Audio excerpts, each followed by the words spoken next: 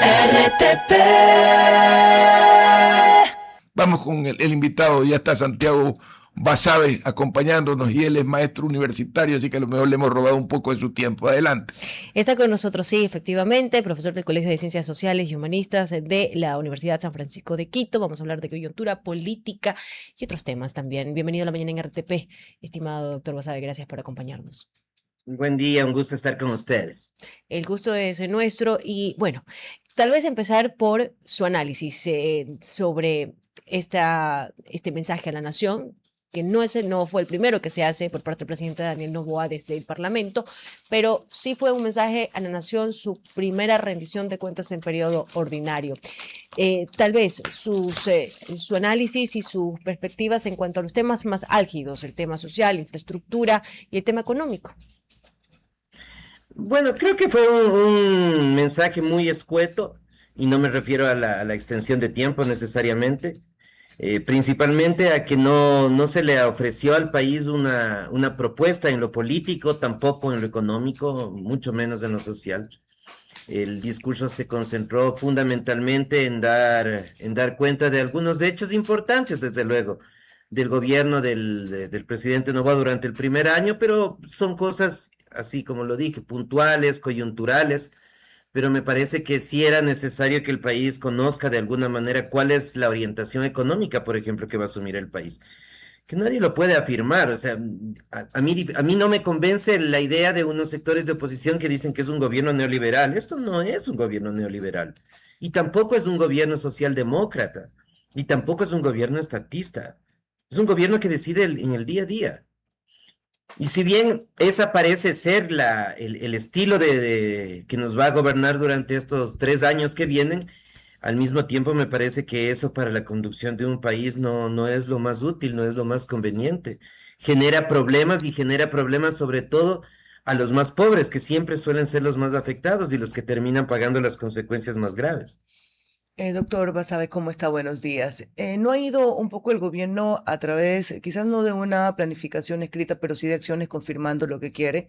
Por ejemplo, bonos, por ejemplo, incentivo a la contratación privada, por ejemplo, amnistías tributarias, inversión en la minería. ¿No lo va marcando igual? No creo. No hay una política fiscal de reducción de impuestos. El Ecuador sigue pagando impuestos por salida de divisas. Si fuera una política de ajuste estructural neoliberal, uno baja impuestos. Acá se incrementó el impuesto al valor agregado. Si fuera una política de apertura a los mercados, no se tendría los aranceles que tenemos ahora con Colombia, nuestro principal socio comercial en términos geográficos. Si fuera un gobierno neoliberal, no se incrementarían los subsidios como se lo ha hecho. Se eliminó el del 10, el que me parece fue una decisión importantísima, pero es una cuestión muy aislada. Entonces, insisto, un gobierno que va tomando decisiones en el día a día por la orientación que corresponda en ese día.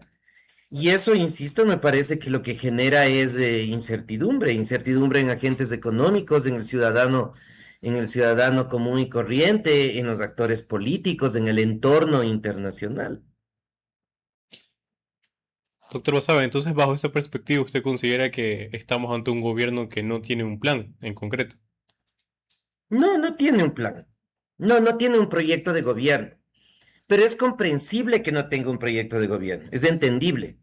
¿Por qué es entendible? Porque el presidente no es alguien que viene de la política. No es un actor político.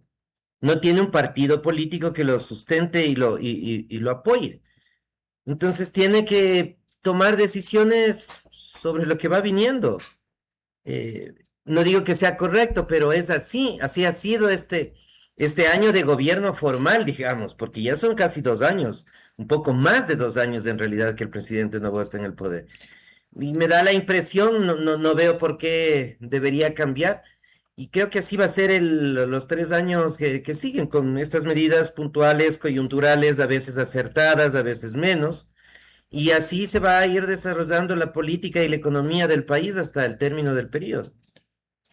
Y doctor, por ejemplo, el asambleísta Torres, en declaraciones ayer, le voy a parafrasear un poco, mencionaba que no necesitaban de ellos de una oposición para gobernar o para una asamblea sólida. ¿Usted considera, primero, si una oposición es realmente importante? Y segundo, si en tal caso no se necesita oposición, según lo que manifiesta el asambleísta Torres, ¿por qué no se está actuando con las reformas más importantes, integrales y estructurales que necesita el país? Solo en las dictaduras no se necesita oposición. La dictadura es el gobierno de un actor político que toma decisiones sin tener posiciones divergentes. La esencia de la democracia, y por eso es difícil vivir en democracia, es la oposición. Es que hay actores que están en contra de lo que opinan los gobiernos, que hay actores divergentes. La tensión es la esencia de la democracia. Exactamente. Pero Y por bueno, eso es difícil vivir en democracia. Es bueno, extremadamente difícil. también hay que entender Eh, un poquito, doctor Basavi, sin desestimar un poco también al asambleísta Torres, ¿no? El asambleísta confundió hace unos años atrás el social cristiano con la socialdemocracia. Entonces, hay también que entender un poco cómo concibe la política, pero más allá de eso, quería consultarle sobre las elecciones. Estamos a menos de 6 meses, para que se enfrente nuevamente el país a una nueva votación, esta la más grande de los últimos 4 años, sobre todo por la cantidad de autoridades que se tendrán que elegir. ¿Cuál es el camino que está tomando el gobierno nacional y la oposición?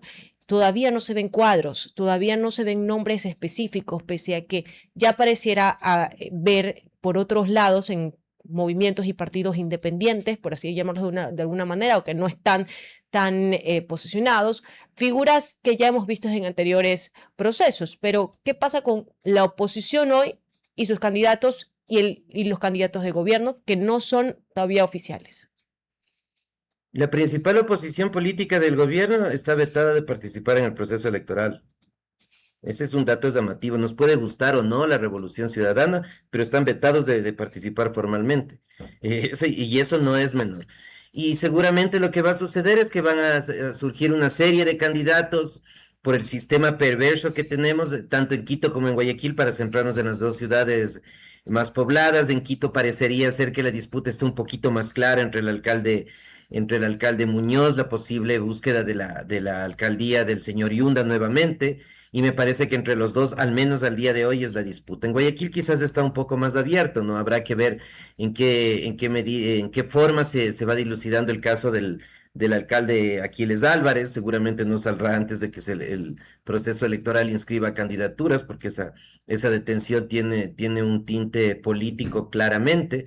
Se dice que la madre del presidente podría ser una candidata, pero en términos generales el gobierno lo que va a intentar es capturar el poder político en alcaldías y prefecturas, sobre todo de las más grandes del país, para de esa manera tratar de afianzar lo que le resta del gobierno, los 2 años que le restarían más o menos en el momento de la posesión. Y de la oposición, más allá de la Revolución Ciudadana, no existe nada prácticamente. Eh, ligeros destellos del partido Pachacuti, el partido indigenista en la Sierra Centro. Doctor, pero Y esta algo que oposición le pueda podemos, ofrecer. doctor, pero esta oposición le podemos justificar que sea tan débil que hoy tal vez se coloque en el papel de víctima. ¿Por qué no tenemos una oposición clara? A mí me preocupa esto porque, o sea, sí, obviamente, y no sé si es legítimo o no, pero los gobiernos de turno van a querer justamente impedir que esa oposición o ese contrapeso o esa parte que podría ser su piedra en el zapato se elimine. Pero si no tienes también a esa otra parte que sea de nivel, o sea, ¿cómo se puede lograr la democracia completa? Las competencias políticas en los países son al mismo nivel, como decimos en la calle, entre cotejas. No puedes pedir una oposición política de alto nivel cuando los gobernantes, y no me refiero a este gobierno en particular, sino en general, tienen otro nivel. Todo es parte de un sistema. El sistema político ecuatoriano está diseñado para que los más corruptos y los más mediocres hagan vida política. Está diseñado para eso, no es casual, está expresamente diseñado para eso. Entonces, vas a tener corruptos y mediocres en el gobierno de turno, el que sea, nacional o seccional, y la oposición sigue la misma línea. Ujú. Hace unos minutitos antes de que empecemos esta entrevista, que gentilmente agradezco, ustedes hablaban del servicio público. Y una de las razones por que la gente no se acerca al servicio público es no solo por el nivel de corrupción que existe, sino porque hay dos elementos, dos actores que impiden el ejercicio público en términos de decencia y de transparencia, que es la Contraloría General del Estado y el CERCOP, el Servicio de Contrataciones. Esas dos instituciones están diseñadas para impedir que el sector público funcione bien, para impedir, con diferentes tipos de trabas y de procesos innecesarios. Entonces, volviendo al tema de la política, tenemos la oposición que está al nivel de los gobiernos de turno, porque, insisto, no es un problema de nombres, no es un problema de personas, es un problema de la estructura política del país. Doctor Y Basabe, sobre ese problema grande no hay ningún tipo de discusión en la arena política y seguramente no la va a haber en un buen tiempo de aquí hacia adelante. y eso a dónde nos llevaría, doctor Basabe, con un gobierno como usted lo ha definido y una oposición que no participa, con una ciudadanía que hoy, por ejemplo, según datos, le interesa menos el discurso político, el discurso incluso oficial. ¿A qué nos llevaría eso en noviembre? No sé si necesariamente en noviembre, pero en el corto plazo a una nueva crisis política como la del año 2005. El que se vayan todos me parece que reflejaba en buena medida el hartazgo Ok. ciudadano, ya que se busque alguna opción distinta, no digo necesariamente mejor, distinta, y empiece nuevamente el ciclo del país. Tristemente, este es un país que no tiene crisis políticas, no tiene, porque siempre está por debajo del nivel medio del régimen democrático, siempre, más bien es una constante, es un país muy estable. No tiene picos de tener mejores rendimientos de la democracia, no, y tampoco de decrecimiento. Siempre estamos ahí, constantes, bien abajo, pero constantes. Entonces, seguramente en el corto plazo, insisto, volveremos a una crisis como la del 2005 o como la de fines de los 80 que dio lugar a la nueva constitución. Doctor Basabe, ¿cómo recibe usted esa proyección de quedarse cerca de 10, 9 años del gobierno? ¿Lo ve factible? ¿Podríamos tener otro gobierno de consecutivamente ese tiempo?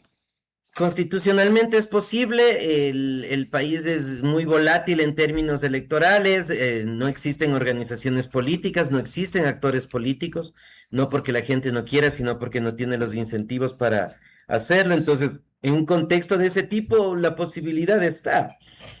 Pero como digo, somos un país que puede cambiar rápidamente. Eh, Hay que tener en cuenta también el entorno internacional. De lo único que podemos estar seguros, por ejemplo, en el entorno internacional que afecta al país, de lo que sí podemos estar seguros con el presidente Trump es que se va a ir en 3 años.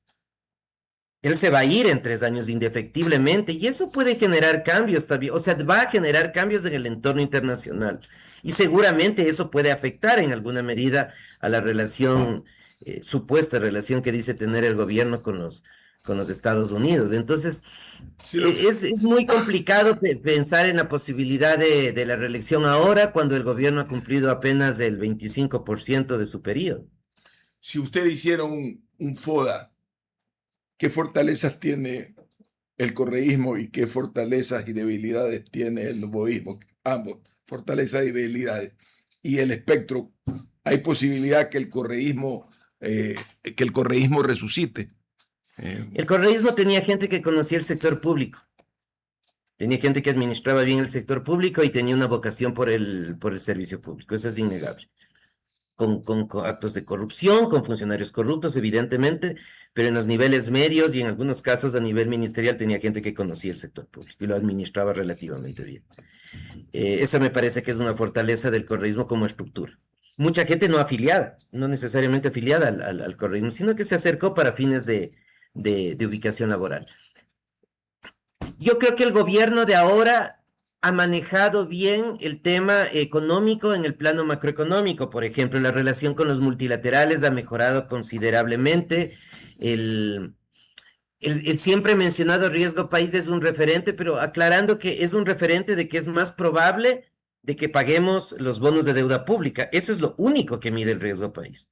Que el tenedor de bonos de deuda pública se sienta más tranquilo porque le van a pagar el capital o los intereses fundamentalmente.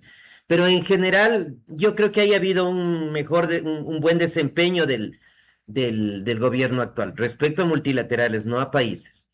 Y en las debilidades del correísmo es que no han sido capaces de tomar una línea política, ideológica propia, más allá del expresidente Correa. Y esa es una debilidad enorme de fondo que difícilmente creo que la van a superar. Y en el caso del gobierno actual, yo creo que es lo que decía al inicio, la falta de una visión de país, qué país quieren en lo político, qué país desean en lo económico o qué país desean en términos sociales. Usted que está sumergido, y esta es la última pregunta porque ya tenemos que ir a comerciales, usted que está sumergido en el mundo de la política, ¿ve la posibilidad de una tercera vía cuando ha señalado que hay poca voluntad por construir poder? Es decir, En el corto plazo yo creo que es difícil. No creo que haya los incentivos suficientes para eso. No hay ni organizaciones políticas ni actores para eso. Y pensando en la tercera vía, al menos en el proceso de noviembre, me parece que el tiempo queda ya muy corto eventualmente para el próximo proceso presidencial. La tercera vía es fundamental y necesaria, pero más allá de nombres, insisto, yo no veo que en el país exista una tercera vía en términos de ideas políticas o de ideas económicas. Que haya un grupo de personas que plantee esta línea política le proponemos al país, esta es la propuesta económica. Y al no existir eso, yo creo que mientras el gobierno tenga todas las ventajas que tiene estar en el poder, va a mantener una relativa mayoría, no solo en la asamblea, sino eventualmente en las prefecturas y las próximas alcaldías. don Santiago, una gran mañana, muy agradecido quedamos. Gracias, don Ramón, un placer, un gusto conversar con ustedes y sobre todo con la audiencia. RTP